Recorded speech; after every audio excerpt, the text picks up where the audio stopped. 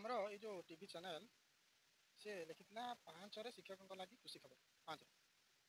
5ରେ ଶିକ୍ଷକଙ୍କ ଲାଗି ଖୁସି ଖବର କାଇଁ ଜିନିଷ କାଇଁ ହେଲା କି କେବେ କରାହେଇଥିଲା ନା 1 ମନ୍ଥ ଏଗୋ ଦେଖିପାରୁଛନ୍ତି 1 ମନ୍ଥ ଏଗୋ ଆସିଥିଲା 1.2 ଲାଖ ଭିୟୁ ଇଏ ନେଇଛନ୍ତି କୋଉଠି ୟୁଟ୍ୟୁବରେ ନେଇଛନ୍ତି।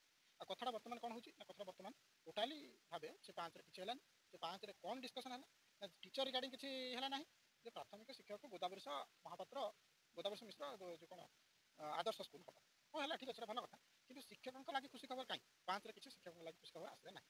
ଯେଉଁ କଥା କହୁଥିଲେ 5ରେ କ'ଣ ନିଯୁକ୍ତି ହେବ ସେ କଥାଟା ବର୍ତ୍ତମାନ ଯାଇକି ଫେର 3 ସପ୍ତାହ ହେଲାଣି ମାନେ ଡେଟ୍ କିଛି ଦେଲେ ନାହିଁ 3 ସପ୍ତାହ ଫେର କଲେ ଆଗାମୀ 3 ସପ୍ତାହ ମଧ୍ୟରେ ଶିକ୍ଷକ ନିଯୁକ୍ତି ହେବ।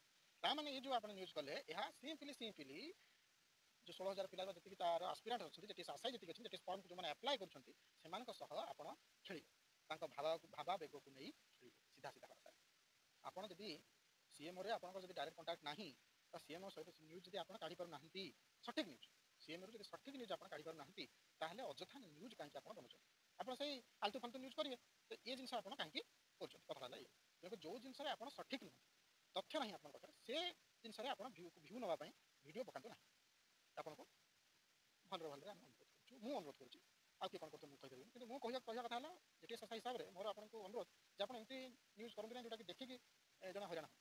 ବିଗତ ବର୍ଷେ ହେଲା ଆମେ ଟେନସନ୍ରେ ଅଛୁ ତାପରେ ଆପଣମାନେ ଏମିତି ଗୋଟେ ଭିଡ଼ିଓ କରି ଆମମାନଙ୍କୁ ଗୋଟେ ମେଣ୍ଟାଲ ଡିଲେମାରେ ଛାଡ଼ୁଛନ୍ତି। ତେଣୁ ଦୟାକରି ଏସବୁ କାର୍ଯ୍ୟରେ ନିବୃତ୍ତ ରୁହନ୍ତୁ ସଠିକ୍ ଜିନିଷ ଯାହା ଆପଣଙ୍କ ପାଖକୁ ଆସୁଛି ସେଇଟା ଛାଡ଼ନ୍ତୁ।